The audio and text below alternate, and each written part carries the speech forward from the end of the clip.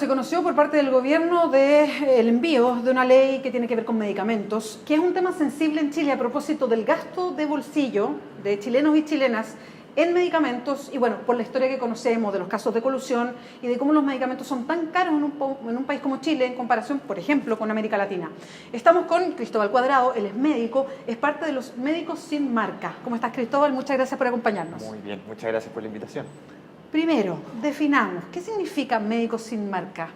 Bueno, Médicos Sin Marca es una organización sin fines de lucro que se crea hace aproximadamente 7 años y lo que busca es impulsar una nueva cultura médica que sea crítica con respecto a la relación que históricamente hemos tenido como gremio con la industria farmacéutica, nutricional y dispositivos médicos, empujando un nuevo estándar ético para la profesión en términos de que entendemos que el acto médico y su relación con los pacientes debe estar totalmente resguardado de cualquier conflicto de interés que pueda surgir de las interacciones entre industria y médicos. Yo diría, ¿hay conflicto de interés? Absolutamente, lo han existido históricamente, probablemente mucho más que los que existen hoy. La industria farmacéutica ha sido muy inteligente en términos de sus estrategias de marketing durante décadas, entendiendo que son muchas veces los médicos los que deciden de alguna manera por los pacientes qué medicamentos van a indicar y por ende es mucho más rentable para la industria focalizar su marketing hacia los médicos a través de distintas formas, como pueden ser la visita médica, que es lo más frecuente, hasta invitaciones a congresos y múltiples otras cosas. Sí, claro, que se ha hablado harto de eso. De hecho, si hacemos memoria reciente nomás, cada vez que hay una ley de medicamentos se trata de poner algún tipo de regla distinta, yo creo potenciado después de que conocimos la colusión de las farmacias, porque hoy día está muy concentrado el mercado, son 3 farmacias que básicamente tienen el 95% del mercado de los medicamentos. Conocimos ahí en vivo, más o menos con la negociación en el Parlamento, las presiones gigantes de distintos sectores interesados en tener parte de esta torta que son los medicamentos. Entonces, ¿cuánto se ha podido avanzar en legislación y qué significa esta nueva ley que se presenta? Y aquí, por supuesto, mirándolo desde nosotros, las personas que compramos medicamentos. Bueno, la regulación en los últimos años existió una ley denominada Ley de Fármacos 1, ahora estamos discutiendo la Ley de Fármacos 2, son muy creativos con el nombre de las leyes, y en esa Ley de Fármacos 1, y poco eficiente, sí, y probablemente 3 o 4, ¿no? Exacto. Y esta Ley de Fármacos 1 lo que hacía es básicamente impulsar el tema de la bioequivalencia en Chile, ¿sí? Se trató de impulsar, yo diría que con resultados magros, porque aún la mayor parte de nuestros medicamentos genéricos no son bioequivalentes. Eso te quería preguntar, y solo para las personas que nos están escuchando, que de repente uno escucha esos términos, creen que son lo mismo, y en realidad no. ¿Qué es un medicamento bioequivalente y qué es un medicamento genérico?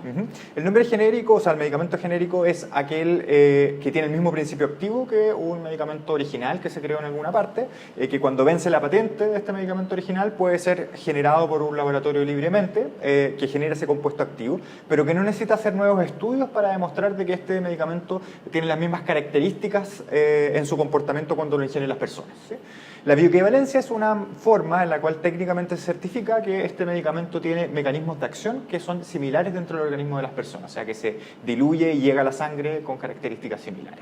Por lo tanto, es una manera de asegurar que un medicamento genérico tiene características que lo hacen similares en términos de su acción con el medicamento original, digamos, que hizo los estudios. Y que tiene una marca determinada de fantasía, sí. En fin. Ya. Exactamente, esa es un poco la diferencia. Y bueno, como te decía, la Ley de Fármacos 1 lamentablemente no avanzó tan decididamente y lo que tenemos hoy es que la mayor parte de nuestros medicamentos genéricos todavía no son bioequivalentes, significa que hay dudas que a veces son más o menos razonables con respecto a qué tan seguros o qué tan eficaces son.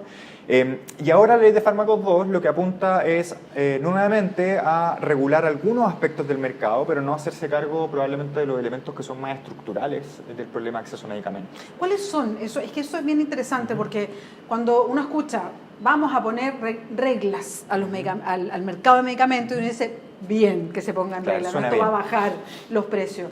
Pero cuando tú dices, mira, acá hay algo estructural que hay que mirar y que parece que estas leyes no rozan, ¿qué es eso estructural? Yo creo que hay que entender de que si bien nosotros siempre nos enfocamos en ver el problema de las farmacias, que es lo que nosotros vemos más directamente, hay que entender de que los precios de los medicamentos y el acceso a medicamentos viene determinado desde el momento de la investigación, de los laboratorios farmacéuticos que generan los nuevos fármacos, del sistema de patentes que da monopolios por 20 o 30 años de los medicamentos nuevos y que posteriormente llega a las fases de el mercado farmacéutico, competencia y la venta directa. Hay que entender de que la mayor parte del gasto de bolsillo de las personas se produce por medicamentos que hoy tienen patentes. Cuando hablamos que hay personas que se empobrecen por medicamentos oncológicos, medicamentos de última generación, todos los medicamentos todos los días. Son medicamentos con patentes. O sea, eso es que lo produce un laboratorio exactamente, hay un y maneja monopolio. el precio. Puede manejar el precio, puede manejar las reglas del mercado durante 20 a 30 años. Y contra eso, al menos el Estado de Chile no ha hecho nada. ¿Y puede hacer algo? O sea, y lo pregunto porque uno escucha reiteradamente, y aquí no sabe a qué nivel, pero que los medicamentos y yo lo he visto, digamos, en Chile son muchísimo más caros que en Argentina, por ejemplo, incluso que en algunos países de Europa, el mismo medicamento. Entonces, ¿qué pueden hacer los estados para que efectivamente esto no signifique, como yo conozco casos, medicamentos que cuestan 500.000 pesos al mes, que cuestan 2 millones de pesos al mes y de ahí para arriba? Exactamente. Los estados pueden hacer cosas a varios niveles. Una primera cosa que hacen muchos países es que generan negociaciones colectivas con la industria farmacéutica. Significa que los precios no están al libre mercado, sino que es el FONASA, en el caso de Chile sería, por ejemplo, negocia con la industria farmacéutica y le dice, bueno, yo quiero comprar el medicamento tanto para el cáncer, para todos los pacientes de Chile, y eso genera una capacidad de fijar precios muy distinta a la que tiene cada persona individualmente que va a la farmacia, ¿sí? Entonces, ahí hay un ámbito en el cual la mayor parte de los países europeos trabajan de esa manera. Eso es más barato. Esa es una manera en la cual pueden bajarse los precios. Otra forma son regulaciones de precios. Que tengan bandas. Por ejemplo, que se dice, por ejemplo, el máximo que pueden cargar a nivel de la farmacia es tanto por cada receta, en la cual en la cadena, digamos, de producción de medicamentos se pueden fijar utilidades máximas, eso es otra forma. ¿Y eso pasa en hartos países también? Absolutamente. También están las exenciones tributarias, hay países en los cuales no se les cobra IVA a los medicamentos, y esa es una de las razones por las cuales en Argentina también los precios de medicamentos son más baratos. Por lo tanto, existen múltiples herramientas de política pública que pueden ser explotadas para disminuir los precios de los medicamentos y hacerlos más accesibles. Ahora, en Chile, en cambio, estamos con la lógica todavía de que esto se soluciona con competencia, ¿sí? Entonces, cuando uno mira el principio de esta ley de fármacos 2 es góndolas, venta en supermercados, que son todas ideas de que si es que generamos más competencia dentro de quienes dispensan medicamentos, eso va a bajar los precios. Eso puede ser, pero probablemente va a ser marginal. ¿Por qué? Porque estamos hablando de los medicamentos que ya son baratos, como el paracetamol, el ibuprofeno, ¿sí? Que bajen de 1.000 pesos a 950 pesos, la verdad es que no va a generar un impacto en términos de el acceso a la salud de las personas. Ahora, ¿y por qué? Y voy a partir como de la ingenuidad misma con la pregunta, pero ¿por qué nunca el Estado de Chile ha dicho, mira, sabes que no podemos sostener, o sea, que la gente esté haciendo bingos y completos para juntar plata para medicamentos, o haya gente que efectivamente se muere porque no tiene el medicamento adecuado por el costo? ¿Por qué el Estado no ha tomado en serio esto de hacer lo que hacen otros países, que es, ni siquiera hablo de banda de precios, fijar precios, que ya creo que, yo creo que sería espectacular, pero digamos Chile tiene metido en la cabeza lejos, ¿no? Como del libre mercado y qué sé yo, pero que el Estado negocie directamente. ¿Por qué no entra eso? Bueno, eso es una excelente pregunta. ¿O es ideológico, básicamente? Yo diría que han habido ciertas barreras a plantear discusión. En Chile, como que, primero hay que entender que los medicamentos como que ni siquiera son parte de la seguridad social, ¿sí? O sea, cuando uno ve el sistema de salud y las cosas que se le garantizan a las personas, en general los medicamentos no están incluidos. Son excepciones las cosas que se incluyen, por ejemplo, las cosas que están en el auge o ahora la ley Rigarte Soto, ¿sí? Pero la mayor parte de los medicamentos no están incluidos. O sea, el sistema de salud no considera que es algo que deba garantizar, sino que es algo que las personas deben proveerse por sí mismas. Y esa lógica es una lógica que lleva muchas décadas y que nadie ha cuestionado. Y cuando uno mira las políticas farmacéuticas de los últimos años, la verdad es que eso no ha estado en cuestión y probablemente es como el paso que pone en jaque, digamos, una determinada manera de entender el sistema de salud y el acceso a medicamentos que hasta hoy no ha existido en el debate.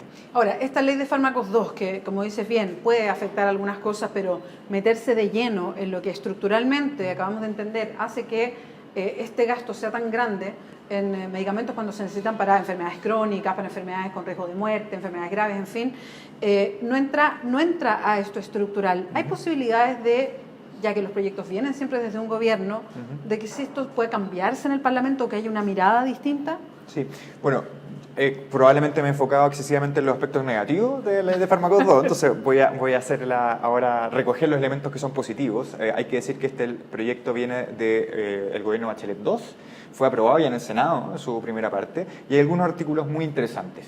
Por una parte, busca regular todo lo que tiene que ver con la transparencia de las relaciones que hay entre los médicos y la industria. Y eso, entre los médicos sin marca, estamos muy interesados. Por ejemplo, ahora, si es que esta ley se aprueba tal como está, va a ser obligatorio que haya una página web donde cualquier tipo de transferencia, una invitación a cenar, un congreso, lo que sea, va a tener que estar posteado y las personas van a poder acceder a eso. Eso genera como un disuasivo también a los médicos de no exponerse a ese tipo de situaciones. ¿Sí? Por otra parte, está la prohibición de las visitas médicas en los hospitales públicos, ¿sí? Que es la actividad de marketing por excelencia que tienen los laboratorios, es la forma en la cual fidelizan a los médicos con determinadas marcas, y este proyecto trata de resguardar eso y prohibirlo. ¿Qué son estas personas que uno ve con esa maleta con grande maletín, en las consultas médicas? Exactamente. Lamentablemente las indicaciones que presentó durante mayo el gobierno de Sebastián Piñera apuntan a desdibujar estos dos artículos, ¿sí? Y eso es algo que nosotros hemos estado discutiendo bastante con los parlamentarios de la Cámara de Diputados, diciéndoles por qué nosotros creemos que es una muy mala idea aprobar estos articulados, y que si bien este proyecto de ley no ataca como el centro estructural del problema de acceso a medicamentos, sí tiene algunos aspectos como la regulación de los conflictos de interés que pueden ser valiosos, y hay que por lo menos defender esa parte. Ahora, si tú me preguntas si yo creo que este proyecto de ley de fármacos 2 puede transformarse en un proyecto que modifique las lógicas del acceso a medicamentos en el país, no lo creo. Cristóbal Cuadrado, muchas gracias por acompañarnos hoy día. Gracias a ti, que estés bien. www.diarioclever.cl